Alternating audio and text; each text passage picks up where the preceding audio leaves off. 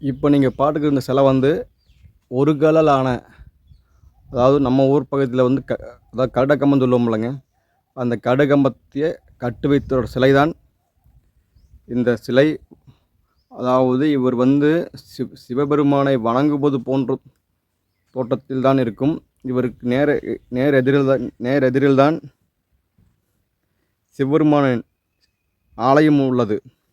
ஆகையால் இவர் வந்து இந்த கருடகம்பம், அதாவது இந்த விளக்குத்தூணை கட்டுவித்தவர் அவர்.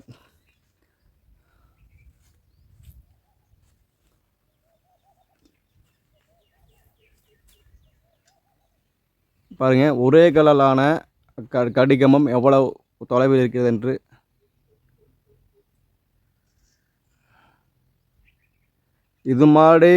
இது போன்ற ஒரு கடிகம்பம் அவிநாசியில் உள்ள இடிந்து போன ஒரு கிருஷ்ணர் ஆலயத்தில் உள்ளது. உள்ளே நுழையும் போது ஒரு சூலாயுதம் பொறித்த ஒரு கல்லொன்று இருக்கும். வாங்க, நாம் இப்போ வந்து இந்த சிவாலயத்துக்குள் செல்ல போகிறோம். இந்த சிவாலயத்தை பற்றி நம்ம தெரிஞ்சுக்கோன்னா, முதல்ல இந்த இடம் எங்கே இருக்குதுன்னா, காங்கேயம் பக்கத்தில் சின்னாரிப்பட்டி என்ற கிராமத்திலிருந்து ஒரு 1.5 கிலோமீட்டர் தொலைவில் ஒரு காட்டுக்குள்ளே இருக்குது. இது சுற்றி பாருங்கள், எந்த மதில் சுவரும் கிடையாது, எதுவுமே கிடையாது. புராணங்கள் வாயிலாகவும் புத்தகங்களின் வாயிலாகவும் படிக்கும்போது இது வந்து கண்டி நகர் என்றும் பழைய கண்டியன் கோவில் என்றும் அந்த பகுதி மக்கள் சொல்கிறார்கள். அந்த புத்தகத்தில் படிக்கும்போது போட்டிருக்குது. நான் உங்களுக்கு அந்த புத்தகத்தையோட லிங்க்கும் உங்களுக்கு அனுப்புகிறேன். வாங்க, இந்த கோவில் பார்க்கலாம். முதல்ல உள்ளே வந்தவொடனே சூடம் கொளுத்தருக்குன்னு ஒரு இடம் இருக்குது, பார்த்துக்குங்க.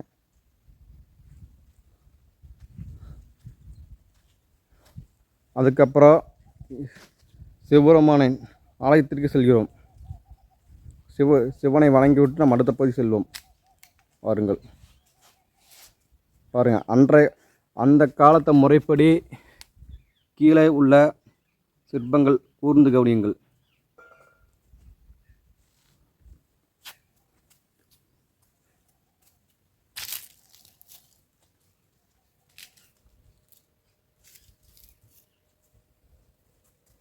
இந்த பக்கம் பார்த்தீங்கன்னா இங்கே இருக்கிற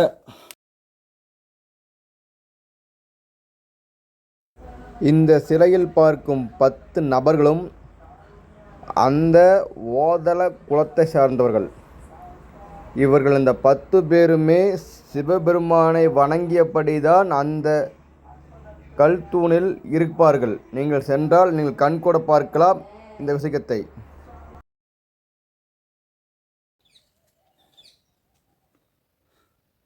பாருங்கள், ஒவ்வொரு சிற்பங்களும் ஒவ்வொரு தூண்லையும் பாருங்கள் எவ்வளோ அழகாக இருக்குது. பாருங்கள்,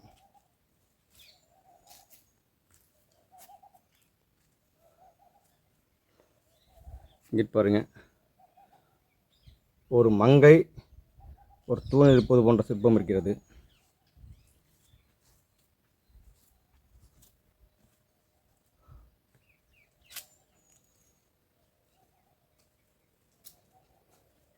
இங்கே ஒரு சிற்பம் பாருங்கள். இன்றைய காலகட்டங்களில் இது போன்ற சிற்பங்களை நாம் செதுக்குவதற்கு நம்மிடம் சிற்பிகளோ சிற்பம் செய்பவர்களோ யாரும் கிடையாது என்று நான் நினைக்கிறேன். புடைப்பு சிற்பங்கள் அனைத்தையும் பாருங்கள்.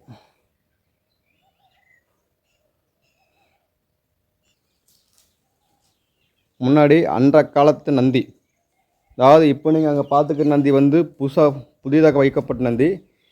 இப்போ நீங்கள் பார்க்குற நந்தி வந்து பழைய காலத்து நந்தி. நல்லா பாருங்கள், அந்த பழைய காலத்து நந்தி எப்படி இருக்குதுன்னு.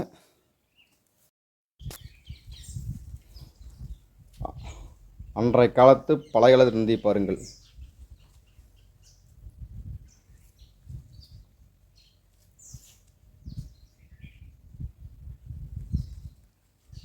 இப்பொழுது நாம் சிவபெருமானை வணங்குகிறோம். இந்த இடம் சுமார் ஒரு 5-6 ஆண்டுகளுக்கு முன்னாடி ஒரு காடும் மேடும் ஒரு காட்டுக்குள்ளே புதர் மண்டி கிடந்த இடம் இது.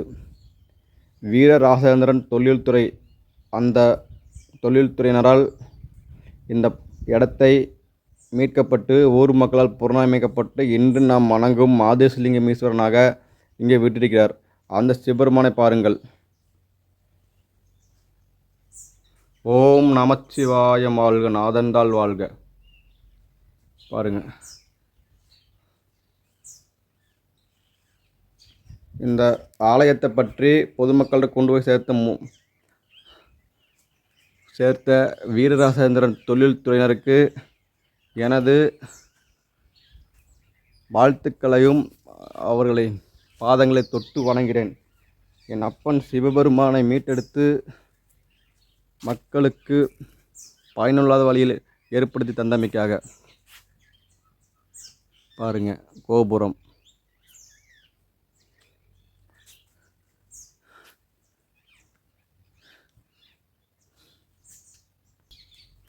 கிழக்கிருந்து மேற்கே உதிக்கும் சூரியனை போன்று மேற்கு முகமாக இந்த இடத்தில் சூரிய பகவானை வைத்துள்ளார்கள். பாருங்கள். அப்படியே வந்தோம்னா அப்படியே வந்தால் சமயக்குறள் என்று நாம் நால்வரை பற்றி கேள்விப்பட்டிருப்போம். அப்பர், சுந்தரர், நாவுக்கரசர், மாணிக்கவாசகர். பாருங்கள், அவங்களுக்கென்று 4 சிலைகள் வைத்து இங்கு தனியாக வைத்து வழிபட்டு வருகிறார்கள். அப்படியே நாம் கொஞ்சம் வரும்பொழுது இன்றைய கால முறைப்படி ஒரு இடத்தில் கணபதி, அதாவது விநாயகப் பெருமானும், இன்னொரு இடத்தில் தெற்கு முகமாக தட்சிணாமூர்த்தி அவர்களும்,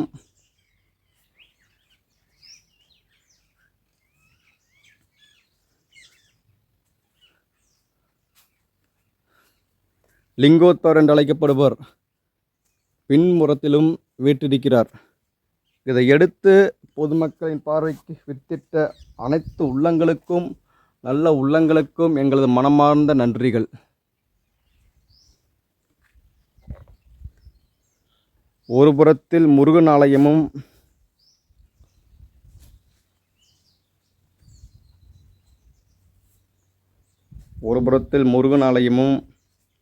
இன்னொரு புறத்தில்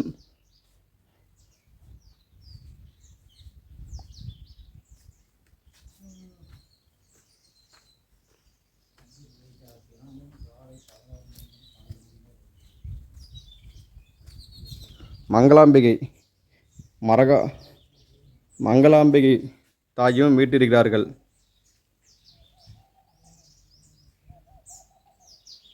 இந்த எந்த கோவிலிலும் இல்லாத சிறப்பு ஒன்று இந்த ஆலயத்தில் உள்ளதென்றால் ஸ்ரீசக்கரம்.